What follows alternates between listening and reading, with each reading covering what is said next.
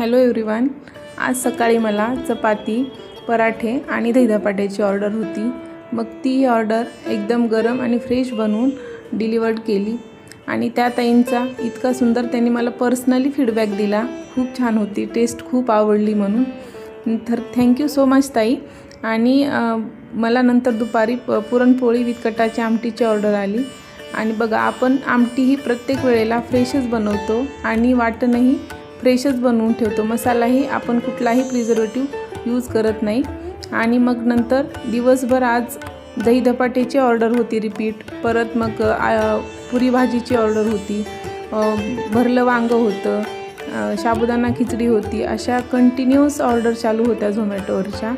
आणि मला काल 2 ताईंचा मेसेज आला की ताई आम्हालाही क्लाउड किचन सुरू करायचं आहे, तर प्लीज हेल्प कर।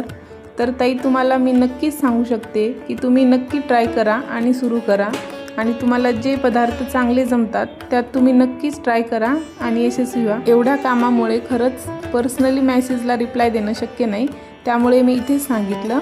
आणि अशा होता आजच्या ऑर्डर्स आणि आजचा दिवस। प्लीज पेजला फॉलो केलं नसेल तर फॉलो नक्की करा।